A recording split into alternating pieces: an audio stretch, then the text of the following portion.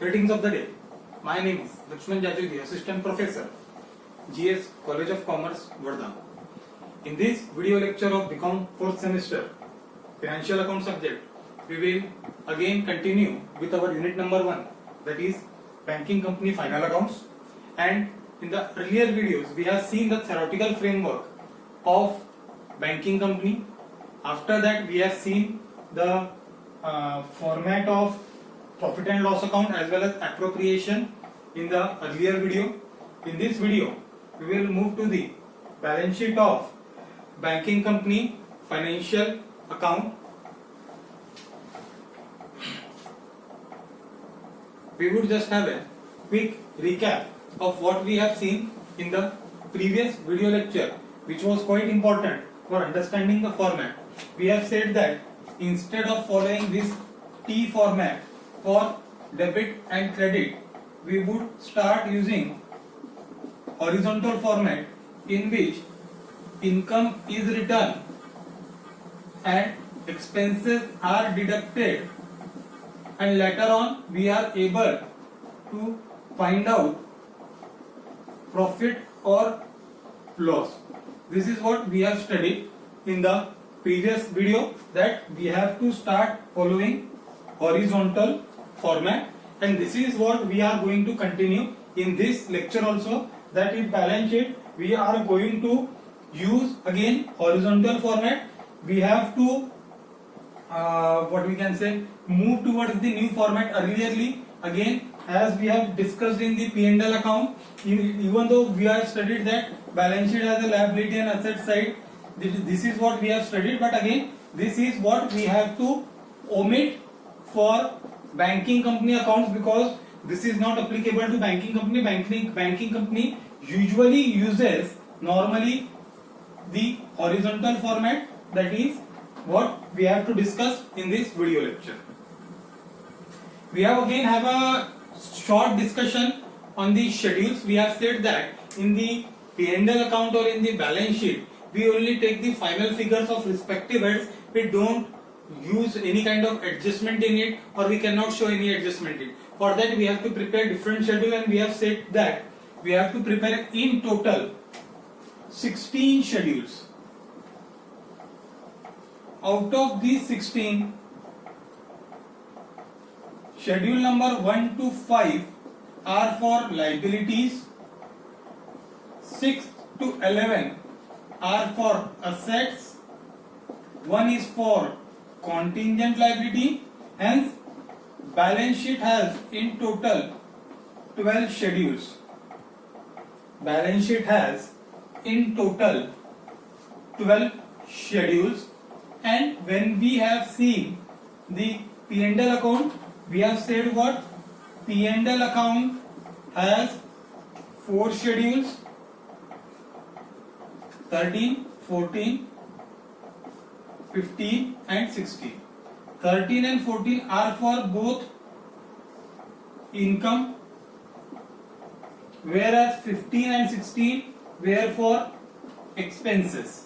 This is what we have said in the earlier lecture. Even though in income we have said that all the interest income should be included in the schedule number 13, whereas all other income apart from interest should be included in schedule number 14. Similarly, we have said that schedule number 15 would show interest paid, whereas other expenses, operating expenses, would be showed under schedule number 16. This is what we have discussed earlier. As we have said that banking company is a service providing work, that is why bank usually takes deposit and gives loan. Whenever bank gives loan, they earn interest, which is shown in the schedule number 13. Whereas whenever bank pays interest on the deposit, either it may be fixed deposit, savings deposit or term deposit, it has to shown under the expenditure part of schedule number 15. This is what we have discussed in the earlier lecture. In this lecture, we have a quick discussion on these 12 schedules which are of balance sheet, that is schedule number 1 to schedule number 12. Schedule number 1 to schedule number 12. Okay, we'll start with the balance sheet. We have to change the format. but before starting that we would name it balance sheet of dash dash bank. It can be any bank, SBI or Dena Bank, Union Bank, any kind of bank as on 31st of March of any year which has been given in your question. Again the format would be simply of 3 columns: particulars, schedule number which we would prepare, and that is the amount. Remember one thing, when we speak of P&L account or balance sheet, bank usually have the turnover in lakhs and crores. That is why it is quite necessary to see what the unit is been given in your question. So if the unit is in lakh, you would write lakh. If unit is in crores, amount in crores, you would write in crores. Remember that thing. That is a very small part, but we have to remember that this thing should be written as it is given in the problem. So read carefully the problem before solving it, how the amount has been expressed in the particular problem. Second thing, we have taken here only current year amount. Why current year? Because for academic purpose we usually use current year amount. If suppose in practical purpose or in actual use there is previous year also and current year also. Previous year is also taken here. Why previous year is taken? Because those who can understand the balance sheet or financial statement, or for the stakeholders who are going to study the financials of the banks for the purpose of investment or for the purpose of any kind of their objective, they would definitely need to compare the figures with the previous year. That is why both current year and previous year figure can be given in the question. We can only take current year figures. It is only for academic purpose, not for practical use. So we will see how the balance sheet is prepared in now banking company.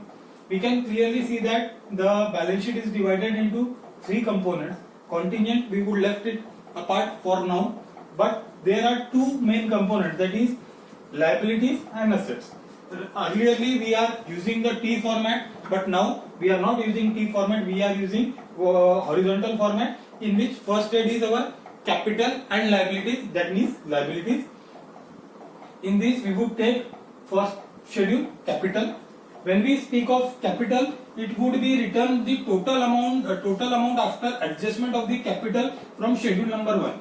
So we have to make all the related adjustment or the things in the schedule number 1. For example, in schedule number 1 it would be written authorized capital,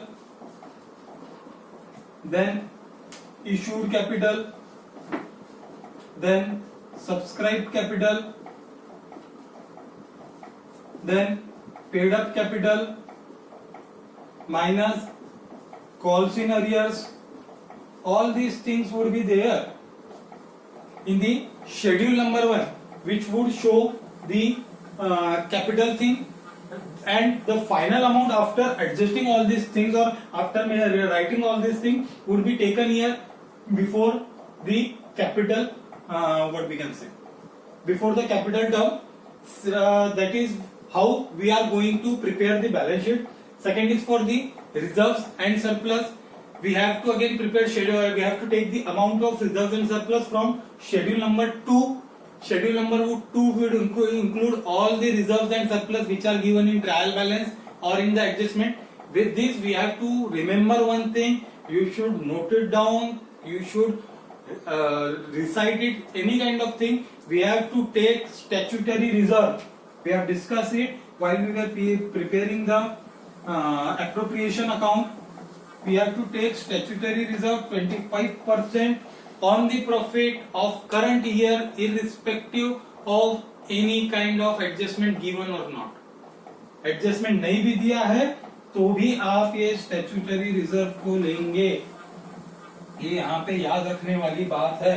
25% statutory reserve हमको बिना बताए, बिना adjustment में दिए होने के बाद भी लेना है, ये याद रखेंगे. Then third thing is with the deposit. Here we generally get confused. Bank is a service providing company which has 2 main functions: accepting deposit and giving loans. Here bank accepts deposit which are liabilities for it. Bank ने deposit लिया है आपसे, आपको return करना पड़ेगा, इसीलिए liability है. और यही डिपॉजिट के बेसिस पे बैंक एडवांसेस देती है. दैट इज लोन्स देती है, जो उसके लिए असेट है। अगर आपने किसी को लोन दिया तो वो आपके असेट होती है। ये जैसे पार्ट हम समझ जाते हैं वैसे डिपॉजिट का है। Banks accept this deposit, that is why it is included in the liabilities thing. Which deposits can be included here? It can be fixed deposit, term deposit, saving banks deposit, current deposit, deposit from other banks, which is whatever the items may be would be appear in the schedule number 3, and the final amount after adjusting all the thing would be taken here in the balance sheet. Then borrowings, we have discussed that at particular point of time when a bank is in need of money, they can go to RBI or they can go to even though money market, or for the purpose of raising funds they can borrow funds from there. That is what is included here. Banks can borrow from other financial institution, other banks, RBI. That would be shown in the schedule number 4 of for the balance sheet. Then last item would be other liabilities. After removing all capital items from trial balance, reserves and surplus, deposits, borrowings, whatever the other items would be left, for example interest accrued, dividend accrued, whatever item would be included here in other liabilities term, that is schedule number 5. Apart from that, we have to remember again one thing, that in P&L appropriation we have said that there is an, lastly we have balance carried down to balance sheet, or we have written this thing in the P&L account, that last item was the balancing figure in which the balance of the P&L appropriation is taken to the balance sheet, would again be added in reserves and surplus, last item. After adding all the reserves, last would be balance brought down from P&L appropriation account. After putting all the items in respective schedules and making proper adjustment of these 5, we have to make the total of it. That would be total of the liabilities part. Now moving to the second most important part of our balance sheet, that is assets. That assets, first item would be cash and balance with RBI. Whatever the cash or bank balance of that particular bank of which we are preparing balance sheet would be taken here. Along with that, it is mandatory for all the banks to keep a certain amount of cash or certain amount of balance with RBI or other banks. If bank with RBI would be included into the schedule number 6 of balance sheet, that is of the assets. That amount, final amount of schedule number 6 will be taken here. Then next is the balance with bank and money at call. Here banks also keep certain amount of funds with other banks or other financial institution apart from RBI, or even though bank has certain money which it can provide, which it has provided to certain institutions or to certain what we can say agencies, government agencies, which they can call at any point of time or at short notice. Here money at call and short notice would be taken into schedule number 7 along with the bank balance with other banks. That would be the part of asset, because bank has put their cash or their balance within other bank. That is why it would be included in the schedule number 7 and total amount would be taken here. Then we would take the investment part. In investment part we would take, now is the investment part, that is the schedule number 8. In investment we have to take what the investment as an our bank of which we are preparing the balance sheet has made. It includes investment in various government securities, treasury bills, or in shares, bond, debentures, whatever may be the investment which a bank has made would be included into the schedule number 8. Then moving to the next is the advances, that is loan which is being given by our bank of which we are preparing the balance sheet would be included in the schedule number 9. That is the schedule of advances, loan and advances, you can even though say it. In loan and advances schedule we will show all kind of loan which a bank has issued to the priority sector, public sector, private sector, or any kind of secured, unsecured loan, whatever the loan bank has given to any customer would be included into the schedule number 9. Then next is of fixed assets. We all know what is the definition of fixed asset and what are the examples of fixed asset. Whatever the fixed asset which are being held by the bank would be included into the schedule number 10. These fixed assets can be building, if bank has any, after adjusting depreciation and all that thing, we would take the amount in schedule number 9, in schedule number 10, and then we will put it into the balance sheet. It can be building, furniture, fixture. Banks has various types of electronic machines, even though they have various machines that maybe we can now go in bank and see that there is cash counting machine, there is cash accepting machine, there is ATM. All these kind of machine are the fixed assets for the bank, which they can take in the fixed assets part. Apart from all these 5 things, if any other asset left in the trial balance, it would be then given to the schedule number 11, that is other assets, and they would be added total. As the earlier concept of our balance sheet in T form was the same concept we have to follow here, that the total of liabilities and total of assets should be matched. There should not be any difference of a penny also. So it should be matched in the accurate terms, and these are the various schedules from 1 to 11 we have prepared for our balance sheet of banking company. But you would say कि sir आपने तो कहा था there are 12 schedules for balance sheet. So remaining one schedule is for the contingent liability. Contingent liability means those liability which can or cannot arise in future. हो भी सकती है, नहीं भी हो सकती है. That is why they have said contingent. Earlier what happened, these contingent liability usually result in the inflating figures in the balance sheet. That is why as we all know, RBI keeps monitoring on all the banking company, because RBI is the apex statutory authority for controlling the operations of the bank.